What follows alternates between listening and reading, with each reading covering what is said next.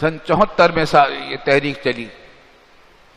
اور الحمدللہ اس میں تحریک کامیاب ہو گئی. اس تحریک میں الحمدللہ ہمیں بھی کچھ کام کرنے کا حصہ موقع ملا، اور اس تحریک میں کامیابی کا صحرا جہاں تمام مکاتب فکر کے علماء کے سر ہے، اسی طریقے سے ذوالفقار علی بھٹو کے سر ہے. اس وقت وزیر اعظم ذوالفقار علی بھٹو تھے.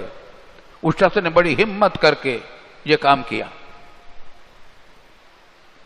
بات میں بات نکلتی ہے. اللہ اکبر. تحریک چلی. والد صاحب ہمارے صاحب فراش تھے. مولانا یوسف بنوری صاحب لاہور جانے لگے. کانفرنس ہوتی کہ سب تمام مکاتب فکر کے تمام سیاسی جماعتوں کے مسلم جماعتوں کے لوگ جمع تھے شیراں والا گیٹ میں. والد صاحب کے پاس تشریف لائے کہ آپ تو نہیں جا سکتے، اس کو اپنے نمائندے کے طور پر بھیج دیجیے. تو میں چلا گیا. والد صاحب رحمۃ اللہ علیہ نے جو ہدایات مجھے دی تھی وہ پیش کی، اور الحمدللہ وہ طے ہو گئی. سب نے وہ بات مان لی، اور وہ یہ تھی کہ تحریک کو پرامن رکھا جائے، تشدد نہ کیا جائے. اس تحریک کا رخ حکومت کے خلاف نہ کرو، قادیانیوں کے خلاف کرو. حکومت کے خلاف نہیں ہونا چاہیے. اور اس تحریک کو صرف سیاسی تحریک نہ بنانے دیا جائے، اسلام دینی تحریک بنایا جائے اس کو. الحمدللہ تینوں باتیں اصول طے ہو گئیں. مولانا یوسف بنوری صاحب اس کے سربراہ مقرر ہوئے. طے ہوا کہ ضیاء الفقار علی بھٹو سے وزیر اعظم سے ملاقات کی جائے گی. وفد علماء کا وفد، سب جماعتوں کا وفد ملے گا. مگر وہ بہت سمجھدار آدمی تھا، ذہین آدمی تھا، لیڈری کے قابل آدمی تھا. اس کو پل پل بھر کی خبریں یہاں کے اجلاس کی مل رہی تھی. کیا طے ہوا؟ یہاں طے ہو گیا تھا کہ کل کو ملاقات کریں گے وزیر اعظم سے. یہ وقت لیں گے، ملاقات کریں گے. ہم اس وقت ظہر کے بعد تقریباً واپس آئے تو ریڈیو پر خبر آئی کہ وزیر اعظم نے اعلان کیا کہ میں لاہور پہنچ رہا ہوں اور کل کو مذاکرات کروں گا. ہمارے پاس بھی وزیر اعظم کا نمائندہ آیا جو بعد میں وزیر بن گئے تھے، ہمارے دوست تھے وہ. تو انہوں نے بتایا کہ ملاقات کا وقت طے کیا ہے گورنر ہاؤس میں. اور ہوشیاری یہ کی تھی اس نے وزیر اعظم نے کہ سب کے ساتھ اکٹھی ملاقات نہیں رکھی، ترتیب وار رکھی تھی، الگ الگ ملاقاتیں رکھی تھی. کہا کہ سب سے پہلے آپ کی اور مولانا یوسف بنوری صاحب کی ملاقات ہوگی، اس کے بعد نوابزادہ نصر اللہ کی، اس کے بعد پھر جماعت اسلامی کے سربراہ کی، اس کے بعد فلاں کی. اس طرح چنانچہ ہم چلے گئے. والد صاحب سے ہمارا فون پر رابطہ تھا، انہوں نے مجھے ہدایات دی. الحمدللہ مذاکرات کامیاب ہوئے. بھٹو صاحب نے بڑی اچھی باتیں کہیں، اور اللہ کے فضل و کرم سے وہ کام طے ہو گیا اور قادیانیوں کو غیر مسلم اقلیت قرار دے دیا گیا. اور یہ دفعہ ہمارے آئین پاکستان کے اندر موجود ہے کہ قادیانی غیر مسلم ہیں. جو مرزا غلام احمد قادیانی کو مانتے ہیں وہ سب غیر مسلم ہیں. چنانچہ الحمدللہ سن 73 کے دستور میں یہ دفعہ موجود ہے اور اس پر عمل ہو رہا ہے. خدا کا شکر ہے. پھر لیاقت قائم. لیکن ان لوگوں نے یہ نہیں مانا، جو کہتے ہیں کہ ہم مسلمان ہیں. اپنی مسجدوں کا نام مسجد رکھتے تھے. ضیاء الحق مرحوم نے اپنے زمانے میں ان پر پابندی لگا دی کہ تمہیں اپنے آپ کو مسلمان کہنے کی اجازت نہیں ہے، اپنی عبادت گاہوں کو مسجد کہنے کی اجازت نہیں ہے. ان کے جو لیڈر تھے یہاں سے واپس چلے گئے، یہاں سے کوچ کر گئے، برطانیہ میں جا کر اپنا مرکز قائم کیا. اور الحمدللہ اس وقت سے یہ مسئلہ بالکل طے شدہ ہے اور ایک بالکل غیر مسلم اقلیت ہے. اب حال میں ایک بات ہو رہی ہے. اس وقت ہمارا مطالبہ تھا پوری امت مسلمہ کا کہ ان کو کلیدی عہدوں سے برطرف کیا جائے، بڑے بڑے عہدوں سے ان کو معزول کیا جائے. چنانچہ ضیاء الحق صاحب کے زمانے میں یہ کام بڑے پیمانے پر ہوا، عہدوں پر نہیں رکھا گیا جاتا. اور اگر کوئی تھا چھپے چھپائی تھا، کھلم کھلا نہیں تھا. لیکن الحمدللہ اس پر اطمینان بھی چلا آ رہا ہے. مجھ سے ابو ظبی کے کانفرنس میں وہیں کے کچھ لوگوں نے مجھ سے پوچھا، کانفرنس بغیر عالمی کانفرنس تھی، کہ آپ کے ہاں قادیانیوں پر ظلم کیا جاتا ہے۔ میں نے کہا بھئی کیا ظلم کیا جاتا ہے؟ کہ ان کو اپنی مسجدیں بنانے کی اجازت نہیں ہے، حالانکہ وہ اقلیت ہیں اور اقلیتوں کے حقوق ہوتے ہیں۔ میں نے کہا یہی تو بات ہے، اسلام میں اقلیتوں کے بہت حقوق رکھے ہیں، شہری حقوق تقریباً وہی ہیں جو تمام مسلمانوں کے حقوق ہوتے ہیں، ہندوؤں کے، عیسائیوں کے، کوئی بھی مذہب کا کافر ہو، یہودی ہو، ہندو ہو، سکھ ہو، وہ سب ایسے ہی حقوق ہیں ان کے ہمارے پاکستان کے اندر جیسے مسلمانوں کے حقوق ہیں، شہری حقوق۔ لیکن یہ تو اقلیت ہی نہیں مانتے اپنے آپ کو،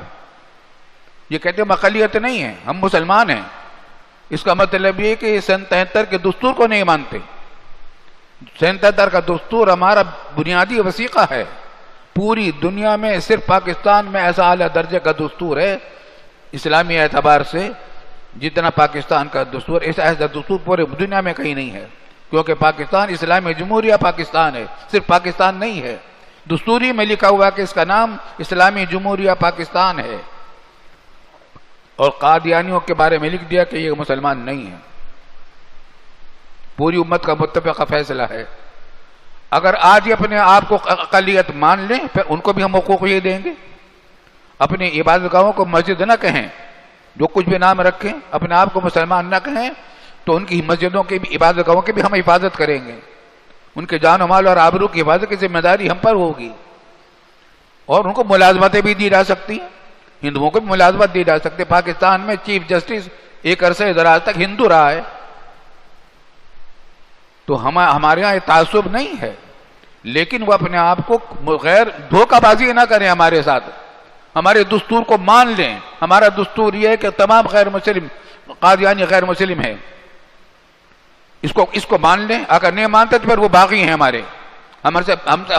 باغی ہمارے دستور کے منکر ہیں۔ وہ 7 ستمبر 1974 کے اس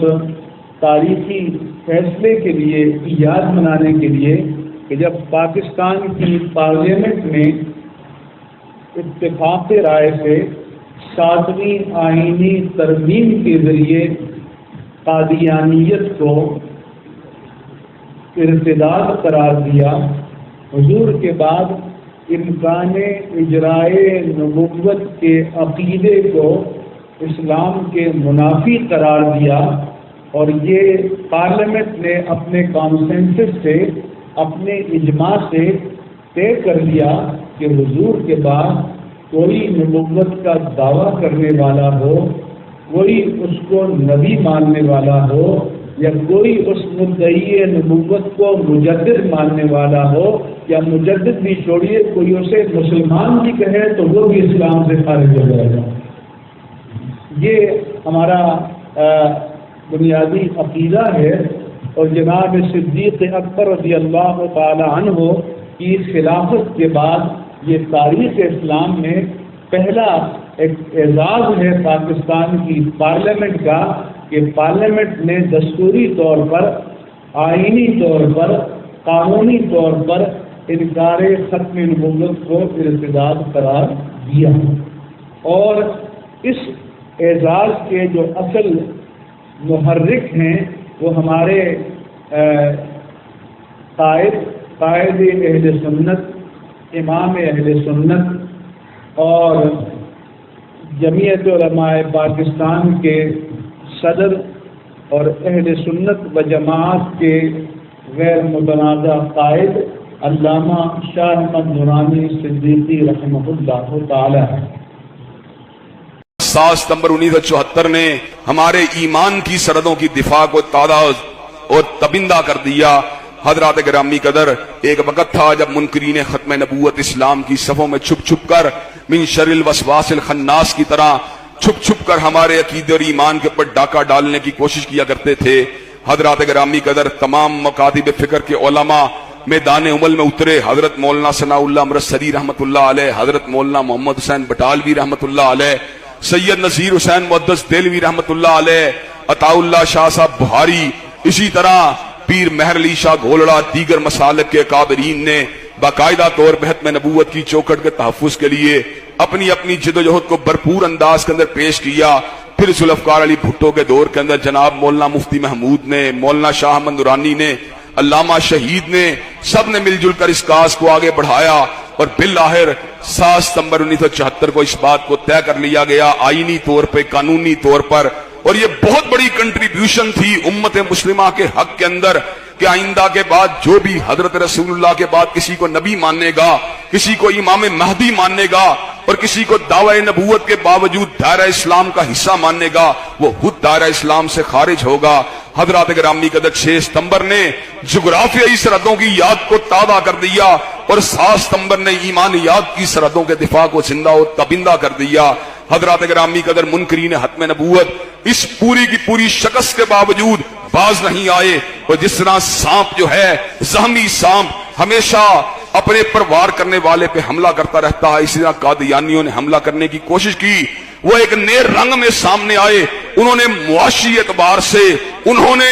سازش کے اعتبار سے اپنی سب بندی کی اور اسلام کے اوپر حملہ کیا، اہل اسلام پہ حملہ کیا۔ ہر دور کے اندر نئے روپ میں سامنے آتے رہے۔ میاں نواز شریف کے دور میں ختم نبوت کے ڈرافٹ کو تبدیل کرنے کی ناپاک جسارت کی گئی۔ اسی طرح نیشنل فزکس سینٹر کا نام ڈاکٹر عبدالسلام قادیانی کے نام کے اوپر رکھنے کی کوشش کی گئی۔ پھر خان صاحب کا دور آیا، اور اس خان صاحب کے دور کے اندر باقاعدہ طور کے اوپر مشیر حدانہ ایک قادیانی کو بنانے کی ناپاک جسارت کی گئی۔ اور حضرات گرامی قدر ہمارے شکوک و شبہات کے اندر یہ بات شامل ہے، اور اس کے کئی دلائل موجود ہیں کہ کرتارپور کا بارڈر بظاہر تو سکھوں کے لیے کھولا جا رہا ہے، لیکن اس کا ایک سیف پیسج اور ایک گیٹ وے جو ہے ان قادیانیوں کو بھی فراہم کیا جا رہا ہے جو قادیاں کے سالانہ جلسے میں شرکت کے لیے پاکستان سے وہاں پہ شریک ہونے کے لیے جاتے ہیں اور اس کو اپنا حج قرار دیتے ہیں۔ وہ قادیانی منحوس و ملعون جنہوں نے بیت اللہ الحرام مکہ اور مدینہ کو باقاعدہ طور کے پر ہدایت کا مرکز ماننے سے انکار کر کے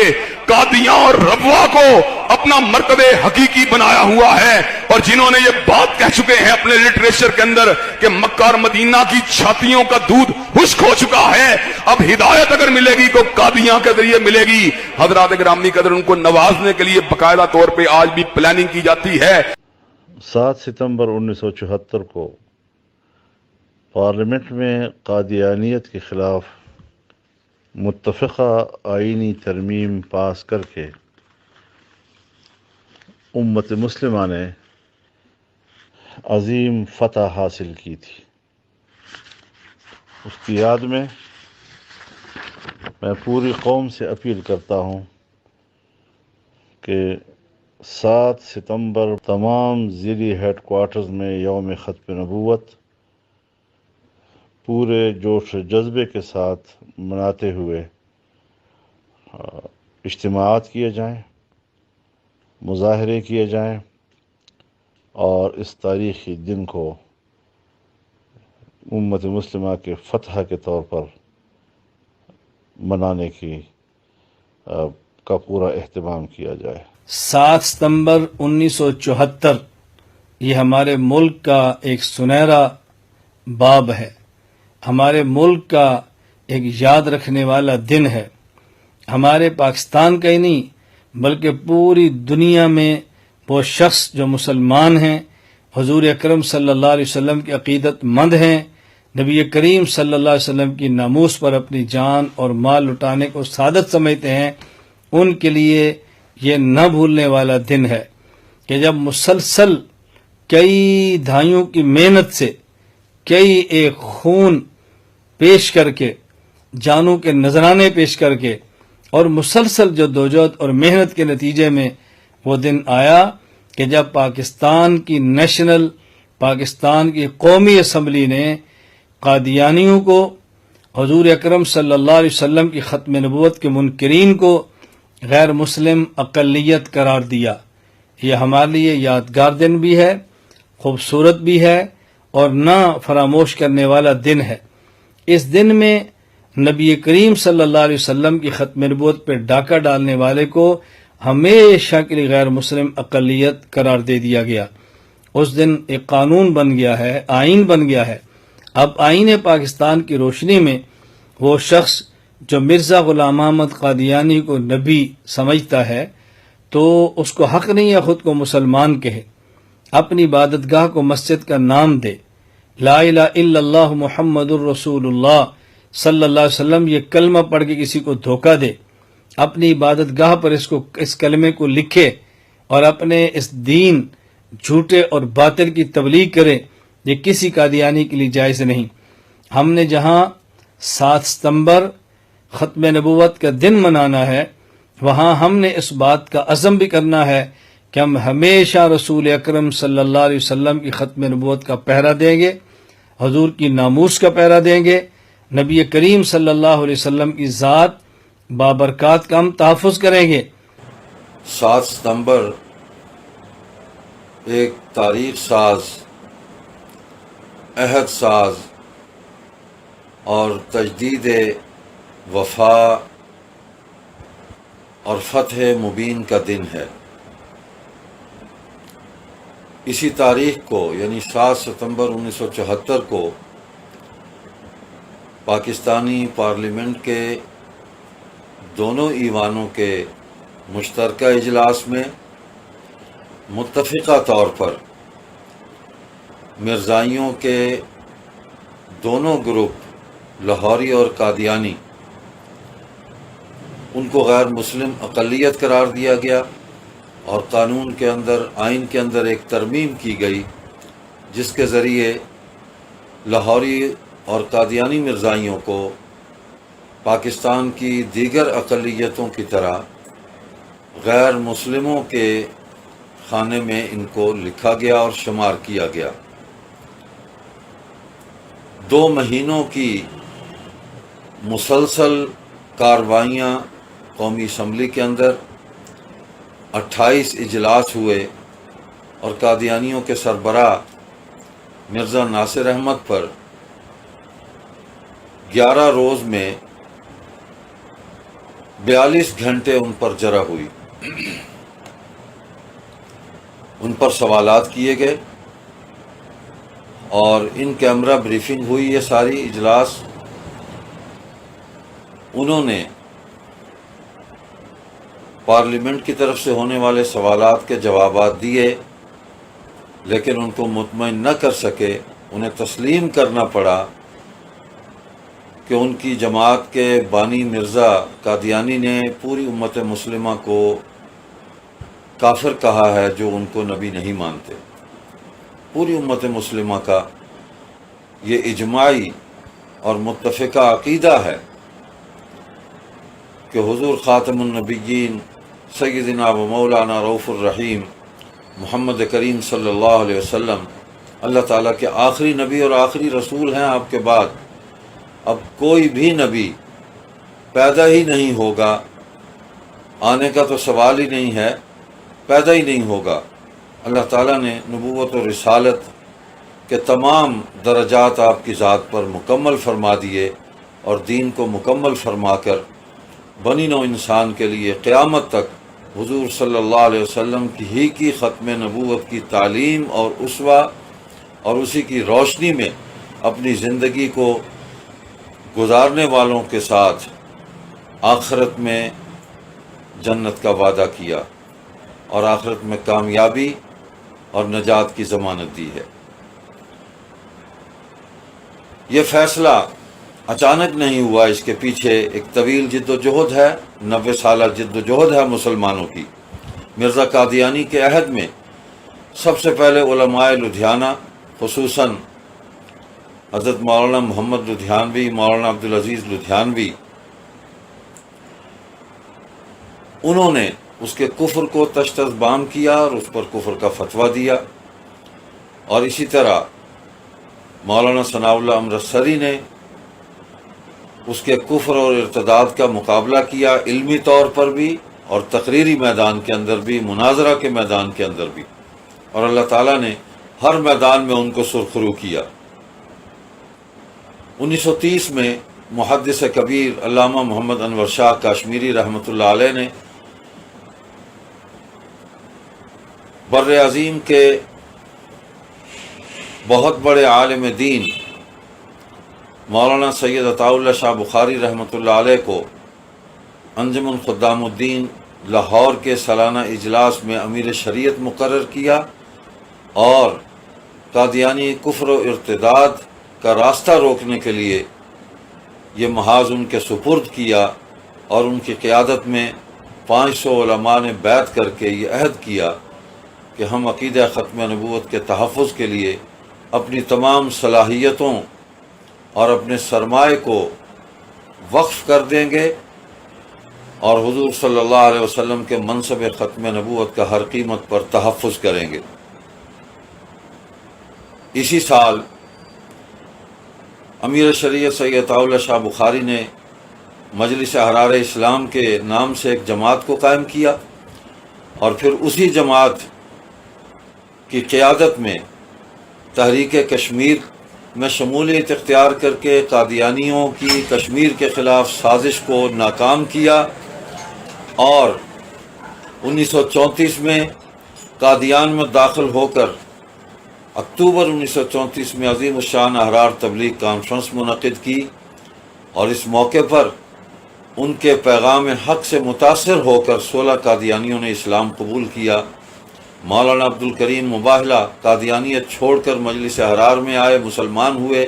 مولانا لال حسین اختر قادیانیت کو چھوڑ کر مسلمان ہوئے، مجلس احرار میں آئے۔ مولانا عنایت اللہ چشتی مستقل قادیان کے اندر مجلس احرار کے شعبہ تبلیغ میں پہلے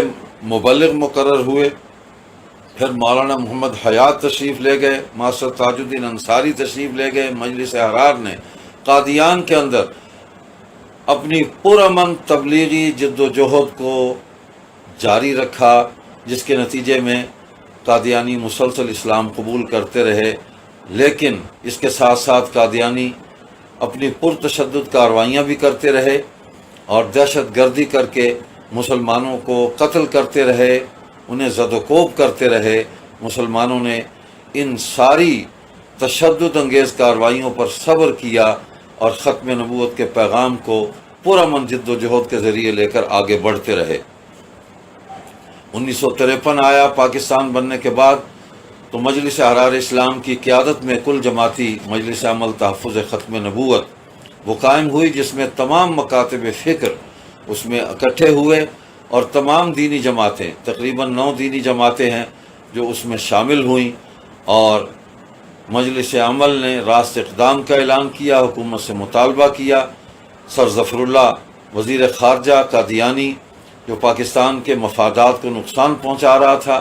پاکستان کے بیرون ملک سفارت خانوں کو قادیانیت کی تبلیغ کے اڈے بنا دیا تھا، اس کی برطرفی کا مطالبہ کیا، کلیدی عہدوں سے قادیانیوں کو ہٹانے کا مطالبہ کیا، لیکن خواجہ ناظم الدین جو اس وقت وزیر اعظم تھے، انہوں نے تشدد کا راستہ اختیار کیا۔ مطالبات ماننے کی بجائے انہوں نے مسلمانوں پر گولیاں چلوائیں، 10,000 مسلمانوں نے اپنے خون کا نذرانہ پیش کیا۔ بظاہر تحریک کو کچل دیا گیا تشدد سے، لیکن شہدائے ختم نبوت نے اپنی لازوال قربانی سے اس بات کو ثابت کر دیا کہ پیغام ختم نبوت، منصب ختم نبوت، اس پر کوئی مفاہمت نہیں ہو سکتی، کوئی سمجھوتا نہیں ہو سکتا، ہم جان دے دیں گے، لیکن حضور علیہ الصلوۃ والسلام کے اس منصب کی ہم جد و جہد جاری رکھیں گے، اس کے تحفظ کی، اور اس پر آنچ نہیں آنے دیں گے۔ الحمدللہ یہ تحریک بظاہر تو دب گئی، لیکن پیغام چلتا رہا، اور پھر 1974 میں قادیانیوں نے حسب سابق ربوہ ریلوے اسٹیشن جو اب چناب نگر ہے، نشتر میڈیکل کالج کے طلباء پر تشدد کیا، زد و کوب کیا ان کو۔ اس کے نتیجے میں ملک میں تحریک چلی، پھر کل جماعتی مجلس عمل تحفظ ختم نبوت بنی، اور اس کی میزبانی مجلس تحفظ ختم نبوت نے کی، جس کے امیر محدث کبیر مولانا سید محمد یوسف بنوری رحمۃ اللہ علیہ بنے، جو حضرت انور شاہ کاشمیری رحمۃ اللہ علیہ کے مایہ ناز اور قابل فخر شاگرد تھے۔ انہوں نے قیادت کا حق ادا کیا۔ علماء کی ایک جماعت پارلیمنٹ کے اندر مولانا مفتی محمود، مولانا شاہ احمد نورانی، مولانا عبدالحق، مولانا ظفر احمد انصاری، مولانا غلام غوث ہزاروی، پروفیسر عبدالغفور، ان حضرات کی قیادت میں مولانا عبدالمصطفیٰ الازہری، شاہ فرید الحق، وہ وہاں پر ایک قانونی جد و جہد کر رہے تھے، اور عوامی میدان کے اندر حضرت مولانا محمد یوسف بنوری کی قیادت میں مولانا سید ابو ذر بخاری جانشین امیر شریعت اور نوابزادہ نصر اللہ خان، میاں طفیل محمد، مولانا عبدالقادر روپڑی، علامہ احسان اللہ ظہیر، یہ حضرات اور دیگر بہت سارے علماء، تفصیل میں جائیں تو بہت زیادہ یہ وسیع ہو جائے گا مضمون، تو سب نے مل کر ایک جد و جہد کی، اور جس کے نتیجے میں وزیر اعظم اس وقت کے جناب ذوالفقار علی بھٹو مرحوم نے قومی اسمبلی کے اندر اس مسئلے کو اٹھایا، ایک کمیٹی بنی، اس میں بحث ہوئی اور طویل بحث ہوئی، اور اس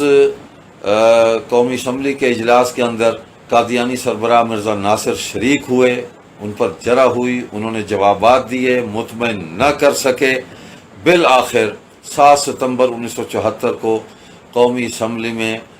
دونوں پارلیمان کے ایوانوں نے متفقہ طور پر قادیانیوں کے دونوں گروپس، لاہوری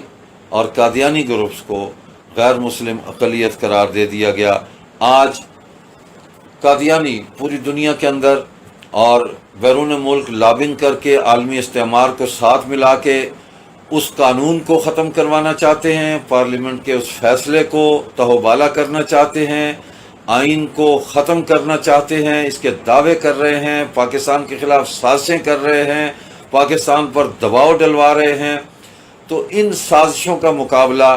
تبھی ہم کر سکتے ہیں جب ہم اپنے ملک کے آئین پر پوری دیانتداری کے ساتھ اور پوری قوت کے ساتھ اس پر عمل کریں اور موجودہ حکمران اس پر عمل کرائیں۔ آج کے پاکستان کے خلاف بھی آج کے ماحول میں قادیانی سازشیں کر رہے ہیں، اور برطانوی پارلیمنٹ کے اندر بھی پاکستان کے خلاف حالیہ دنوں میں ایک رپورٹ پیش کی انہوں نے، اور جس میں پاکستان کے اندر پرتشدد تمام کارروائیوں کے ذمہ دار جو ہے وہ پاکستانی ریاست کو قرار دیا گیا ہے کہ ریاست کی سرپرستی میں یہ ملک کے اندر سب کچھ ہو رہا ہے۔ تو حکومت پاکستان کو اس طرف توجہ کرنی چاہیے۔ علامہ اقبال مصور پاکستان نے تو 100 سال پہلے کہا تھا کہ قادیانی اسلام اور وطن دونوں کے غدار ہیں، تو آج انہوں نے ثابت کر دیا اپنے عمل سے کہ وہ پاکستان کے خلاف جو سازشیں کر رہے ہیں وہ پاکستان سے غداری کا مظاہرہ کر رہے ہیں۔ تو ہم قادیانیوں سے بھی کہتے ہیں کہ ہم ذاتی طور پر تمہارے دشمن نہیں ہیں، ہم جو عقیدہ تم نے لوگوں کے سامنے پیش کیا کہ مرزا قادیانی کی اس کی فکر کے مطابق پوری دنیا کے مسلمانوں کو، امت مسلمہ کو کافر قرار دیا ہے آپ امت کے دائرے سے خود باہر نکلے، ہم تمہیں دعوت دیتے ہیں محبت سے، امن سے، کہ اسلام کے اس نورانی اور روشن دائرے کے اندر واپس تشریف لے آئیں اور ہمارے بھائی بن کر اس ملک اور قوم کی بہترین خدمت کریں اور آخرت کے اندر حضور صلی اللہ علیہ وسلم کی شفاعت کے مستحق بنیں۔ تو اس وقت ضرورت ہے جن امور کی کہ عوام کو قادیانی عقائد سے باخبر کیا جائے، اور یہ جد و جہد جاری رہے گی۔ جتنی مرضی سازشیں یہ کر لیں، اس جد و جہد کو دنیا کی کوئی طاقت نہیں روک سکتی۔ ہمارا ایمان ہے، ہمارا عقیدہ ہے۔ اور دوسری بات کہ قادیانیوں کو اور دیگر غیر مسلموں کو اسلام کا پرامن جو پیغام ہے، جو اس کی دعوت ہے، اس کو عام کرنا، اس کی دعوت دینا اور ان کو اسلام کی روشنی میں لانا، اس کام کو ہم پوری قوت کے ساتھ، اپنے شعوری کوششوں کے ساتھ اس کام کو ہم جاری رکھیں گے۔ مجلس احرار اسلام تحریک ختم نبوت کی بانی جماعت ہے۔ انشاءاللہ 7 ستمبر کو پورے ملک کے اندر حسب سابق مجلس احرار اسلام کے تمام مراکز اور دفاتر اور مساجد کے اندر، مدارس کے اندر 7 ستمبر کو اجتماعات ہوں گے، اور پاکستان کی اس وقت کی پارلیمنٹ کو ہم خراج تحسین پیش کریں گے، اپنی ساری قیادت کو خراج تحسین پیش کریں گے۔ شہدائے ختم نبوت جتنے بھی جس دور میں جنہوں نے اپنی جان کی قربانی دی، 1934 میں، 1953 میں اور 1974 میں، اور اس کے بعد 84 میں، اور اب تک جو مسلمان عقیدہ ختم نبوت کے تحفظ کے لیے قربانیاں دیتے آ رہے ہیں، ہم ان کو خراج تحسین پیش کریں گے، اور خصوصاً اس وقت کے وزیر اعظم جناب ذوالفقار علی بھٹو مرحوم خراج تحسین کے مستحق ہیں، کہ جنہوں نے ذاتی طور پر اپنے عقیدے کا اظہار کیا اور ملک کی بقا کے لیے کتنے بڑے فیصلے کے لیے انہوں نے پاکستان کے ایک آئینی فورم قومی اسمبلی کے اندر اس مسئلے کو موضوع بنایا اور اس پر ایک تاریخ ساز فیصلہ لیا۔ یقیناً وہ ان کی آخرت میں نجات کا ایک بہترین فیصلہ ہے، اور اللہ جل شانہ ان کے درجات بلند فرمائے اور ان کی اس خدمت کو قبول فرمائے۔ آج کی پاکستان پیپلز پارٹی اور آج کی پاکستان مسلم لیگ، ہم ان کی قیادتوں سے بھی درخواست کرتے ہیں کہ پیپلز پارٹی اپنے بانی ذوالفقار علی بھٹو اور اس دور کی اپنی تمام قیادت اس کے اس عمل خیر کو جاری رکھیں،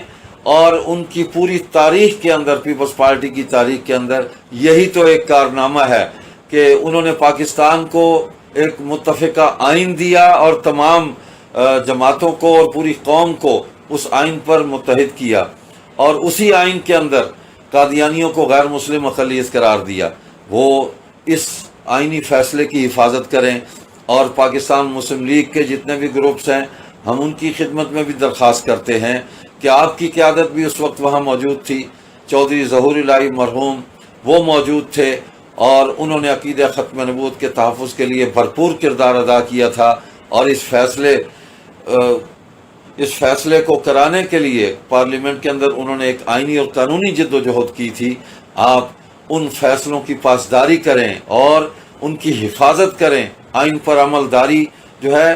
وہ آپ کا فریضہ ہے، قومی، ملی اور آئینی اور دینی طور پر بھی ہم سب کا یہ فریضہ ہے کہ ہم اس آئینی فیصلے کو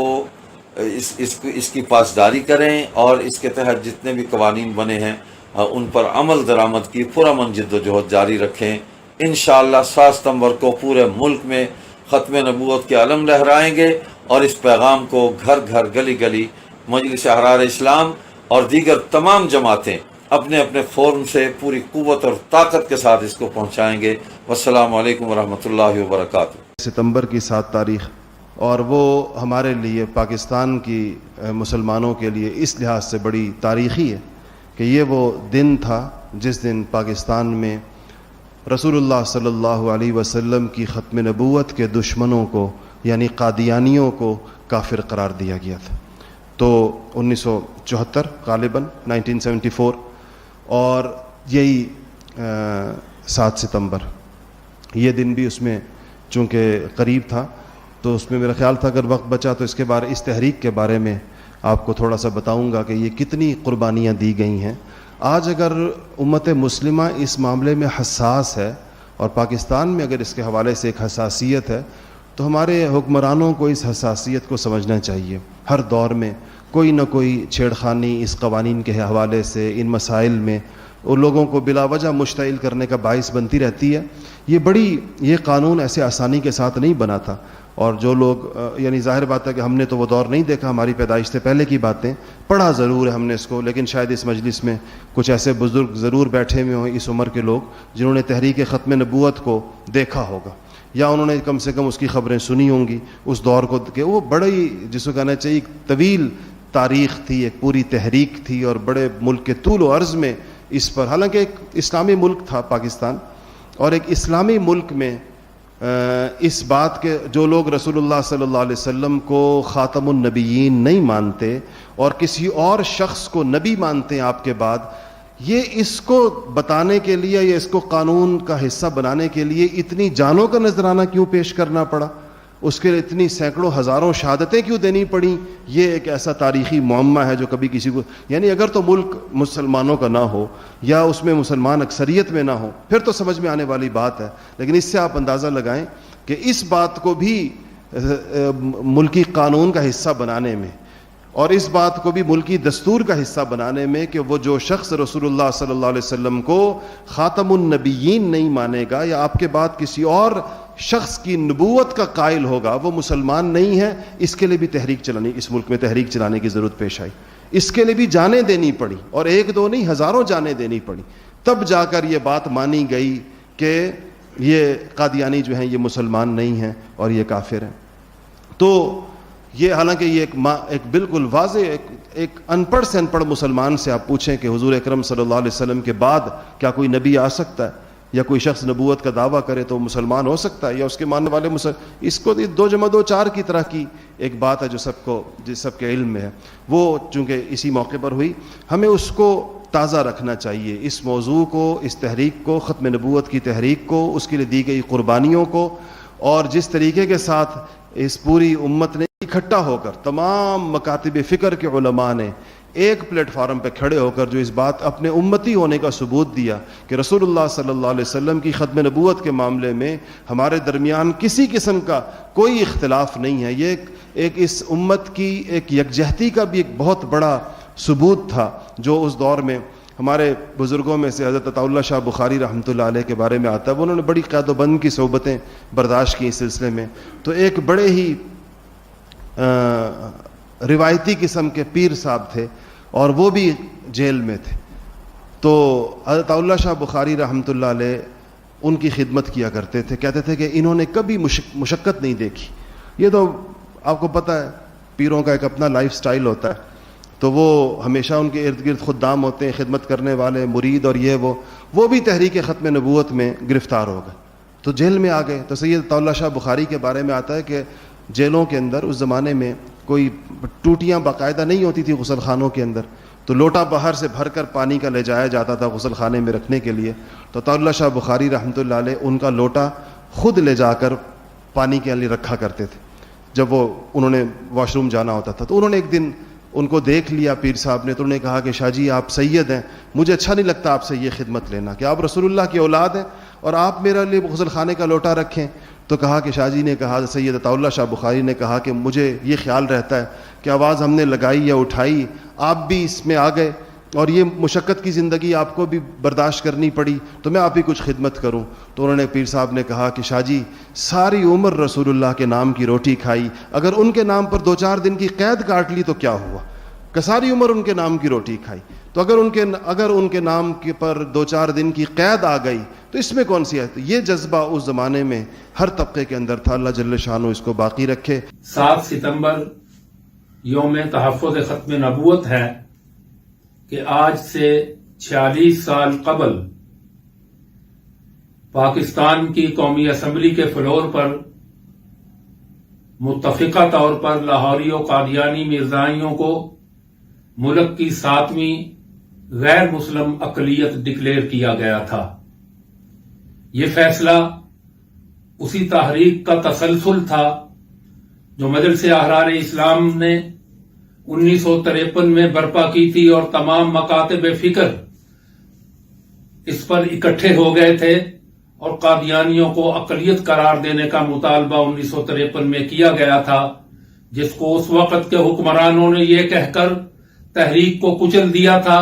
کہ اگر ہم تحریک ختم نبوت کے مطالبات کو تسلیم کرتے ہیں تو امریکہ ہماری گندم بند کر دے گا. حضرات, مجلس احرار اسلام اس تحریک ختم نبوت کو لے کر آگے بڑھ رہی ہے اور شہدائے 1953 اور 7 ستمبر 1974 کے فیصلے کی روح اور اس کا میسج یہ ہے کہ ہم نفاذ اسلام جناب نبی کریم صلی اللہ علیہ وسلم کے منصب رسالت و تحفظ ختم نبوت اور حضرات صحابہ کرام رضوان اللہ تعالی اجمعین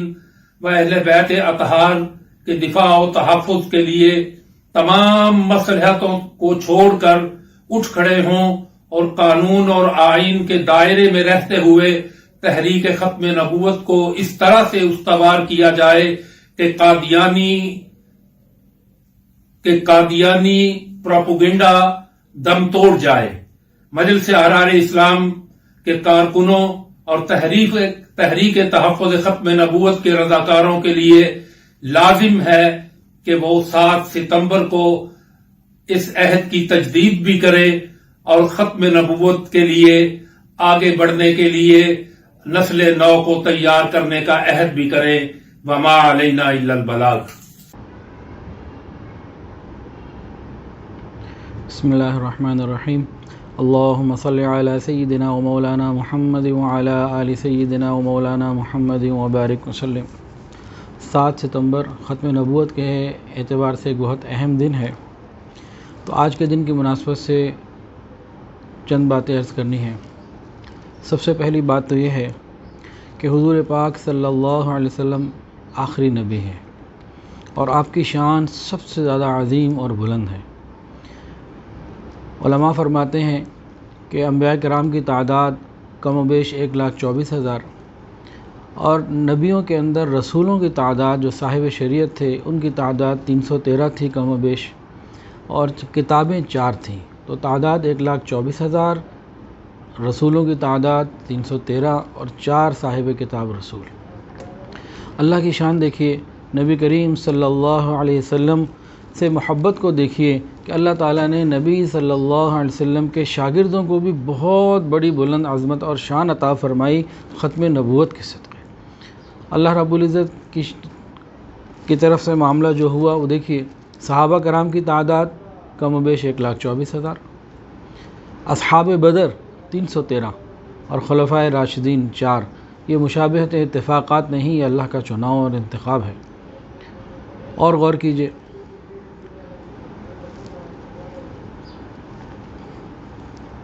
انبیاء کرام علیہ السلام سب کے سب بڑی شان والے، اور ہمارے آقا حضرت محمد مصطفیٰ صلی اللہ علیہ وسلم بہت بڑی شان والے۔ بہت کچھ عظمت انبیاء کو اللہ نے عطا فرمائی، لیکن ایک خاص عظمت اور ایک خاص نعمت اللہ تعالیٰ نے انبیاء کو یہ عطا فرمائی کہ ان کے امتیوں کو فرمایا کہ جو ان کی اتباع کرے گا اس کے ساتھ اللہ کے بہت سارے وعدے ہیں، لیکن 3 وعدے بہت زیادہ واضح ہیں، بہت اہم کہہ لیجئے۔ انبیاء کی اتباع کرنے والوں کے لیے 3 وعدے بہت اہم فرمائے۔ نمبر 1، رضی اللہ عنہم ورضوا عنہ، اللہ ان سے راضی ہو جاتے ہیں، وہ اللہ سے راضی ہو جاتے ہیں۔ دوسری بات، جنت کا وعدہ ان کے ساتھ کر لیا جاتا ہے۔ اور تیسری بات، انہیں کامیابی اور عظیم کامیابی دے دی جاتی ہے۔ تو ہر نبی کی اتباع میں یہ خاص شان اور برکت ہے کہ ان کی اتباع کرنے والوں کو ہر نبی کی اتباع میں یہ خاص شان اور برکت اللہ نے رکھی کہ ان کی اتباع کرنے والوں کو جنت بھی ملی، اللہ کی رضا بھی ملی اور بڑی عظیم کامیابی بھی ملی۔ تو اصل کے اندر تو یہ شان انبیاء کی تھی، لیکن ختم نبوت کے صدقے حضور پاک صلی اللہ علیہ وسلم کی جو اللہ سے محبت تھی، اللہ نے آپ کے خدام کو، آپ کے شاگردوں کو بھی یہی عظمت اور شان یہ والی بھی عطا فرمائی اور خوب عطا فرمائی۔ قرآن مجید میں 11ویں سپارے کے 2 رکوع میں کھولیے، اللہ فرماتے ہیں والسابقون الاولون من المہاجرین والانصار والذین اتبعوہم باحسان۔ جو شان انبیاء کی ابھی بیان ہوئی، وہی شان اس آیت قرآن میں صحابہ کے اللہ فرما رہے ہیں کہ قیامت تک آنے والوں میں جو احسان کے ساتھ، اچھے طریقے ساتھ، قیامت تک آنے والوں میں جو احسان کے ساتھ، احسن طریقے کے ساتھ میرے نبی کے پیارے پیارے صحابہ کی اتباع کرے گا، اس کے ساتھ بھی اس آیت میں یہی 3 وعدے فرمائے گئے، رضی اللہ عنہم ورضوا عنہ وأعد لهم جنات ذلک الفوز العظیم۔ جنت کا وعدہ، اپنی رضا کا وعدہ اور کامیابی کا وعدہ۔ یہ نبی علیہ السلام کی برکت اور ختم نبوت کی برکت ہے کہ اللہ نے اپنے محبوب کے ساتھیوں کو بھی یہ نعمت عطا فرمائی۔ تو یہ قرآن سے دلیل اور حدیث سے بھی دلیل۔ حدیث مبارکہ کے اندر یہ بات موجود ہے۔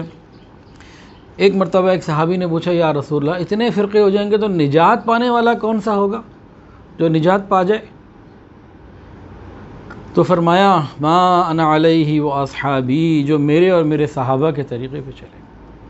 جو میرے اور میرے صحابہ کے طریقے پہ چلے گا۔ یعنی اتباع کی شان کی جو برکتیں اللہ نے اپنے نبیوں کے ساتھ رکھی، وہ صحابہ کو بھی وہ عظمت اور شان عطا فرمائی۔ صحابہ ہیں، نبی نہیں، لیکن اس میں شان اللہ نے وہی عطا فرمائی ہے، اور یہ ختم نبوت کی برکت سے ہے۔ اور ایک آخری بات کر کے بات کو مکمل کرتا ہوں۔ قرآن مجید میں جگہ جگہ بالخصوص سورہ اعراف میں دیکھ لیجئے، اللہ تعالیٰ نے حضرت نوح علیہ السلام کا، حضرت ہود علیہ السلام کا، حضرت صالح علیہ السلام کا، انبیاء کرام کا ذکر فرما کے آخر میں جو واقعات کو ذکر فرما کے آخر میں جو سمری دی ہے، رزلٹ دیا ہے، وہ کیا ہے کہ یہ نبی بھی نجات پا گئے اور والذین آمنوا معہ، والذین آمنوا معہ، ہر نبی کے ساتھ یہ بتایا کہ وہ نبی بھی نجات پانے والوں میں سے ہو گئے، وہ تو ویسے ہی نجات یافتہ تھے، لیکن ان کے تمام صحابہ وہ بھی نجات پانے والے میں ہو گئے۔ قیامت کے دن ہر نبی اپنے اپنے صحابہ کے ساتھ جنت میں ہوں گے، اور حضور پاک صلی اللہ علیہ وسلم بھی اپنے صحابہ کے ساتھ جنت کے اعلیٰ مقام پر ہوں گے۔ وآخر دعوانا ان الحمد للہ رب العالمین۔